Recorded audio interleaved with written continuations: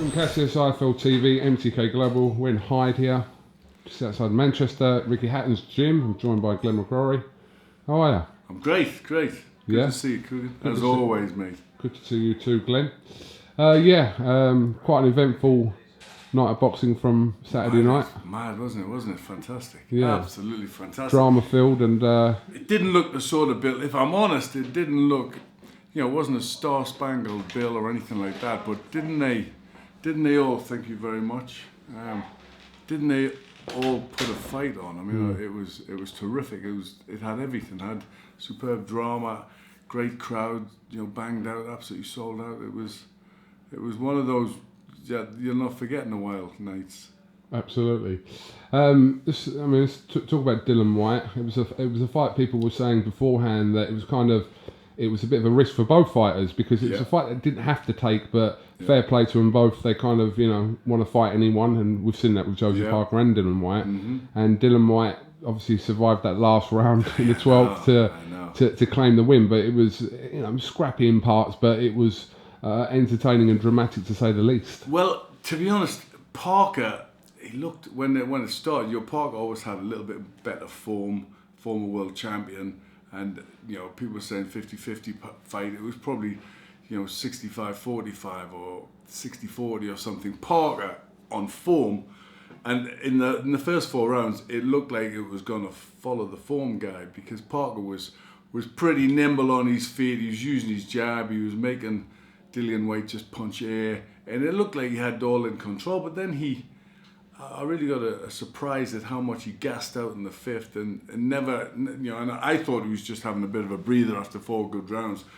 Then he never really got back into it until the last round, which was a bit of a last-ditch effort, which we never saw him do that against AJ, but he decided he'd have one last-ditch effort, and then he got away with it. Nearly, had Dillian Whyte in all sorts of trouble. But I thought overall, the big middle stage of the fight, Dillian Whyte boxed well. His jab was an educated, sharp rangefinder, which served him well. And Derek Chisora and Carlos Tagum probably the best fight of the night. I mean, it was an absolute 8-round war, and what a finish from Chisora to. It took me back, That took me back to the 80s, with the Mike Dokes and the Greg Pages and all those pretty good heavyweights. Carlos Tagum, I must admit, I felt sorry for Carlos Tagum. It was a great finish for Derek Chisora, but Carlos Tagum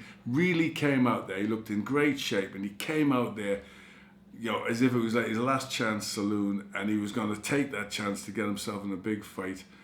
And he never stopped working, never stopped. Really made the fight go. Really, put so much effort in. Only as happens in heavyweight boxing to get knocked out, which was stunning knockout. Derek Chisora just pulled it out the bag, as only he could, and we haven't seen him punch like that in a long time, have we? It was a thrilling fight, even more of a thrill to finish. Absolutely.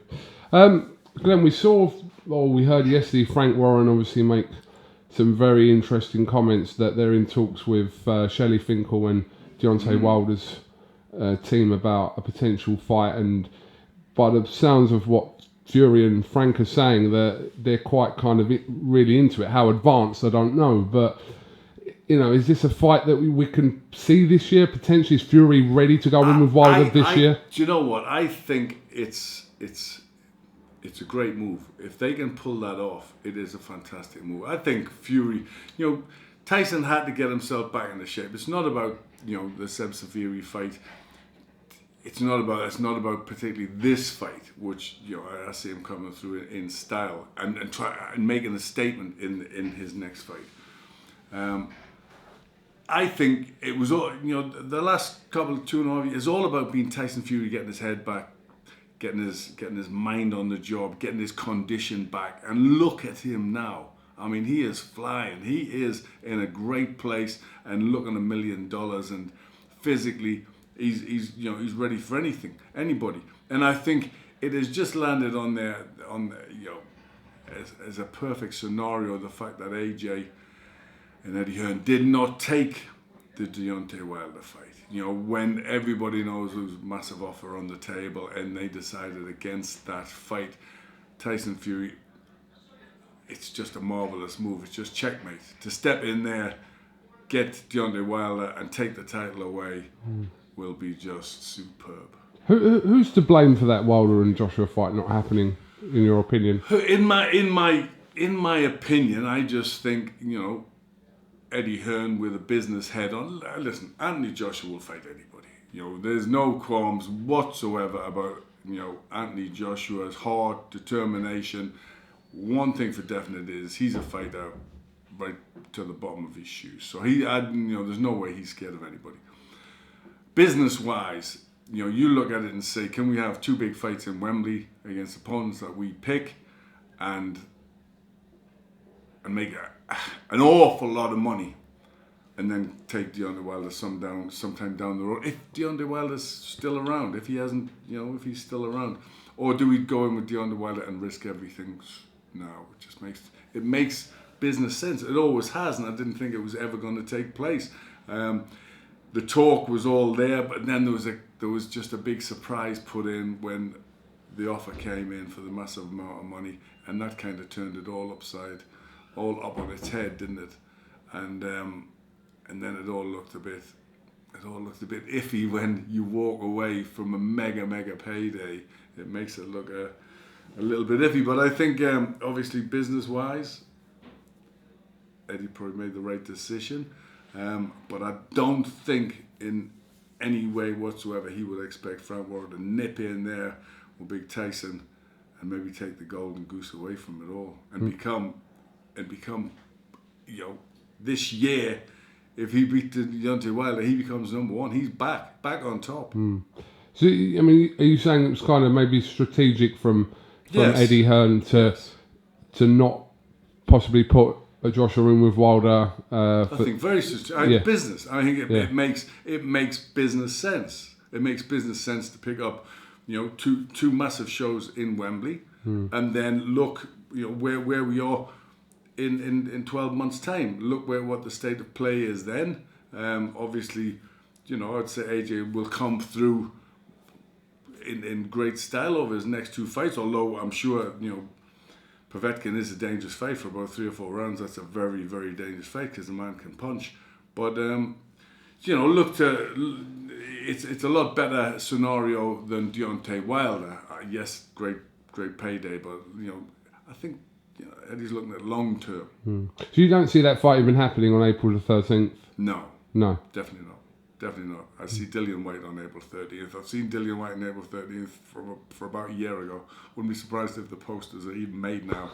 2 for the price of 1. We'll have to wait and see, because it's 9 months away and a lot can change in heavyweight boxing or in boxing in general between now and then. We're not talking about, you know, this year. We're talking about the best part of 9-10 months. A lot can actually change between now and then. So it's a case of kind of waiting to see. It is, you know, because Wilder will fight before then as well. And, he will. Yeah. I mean, I just think it's a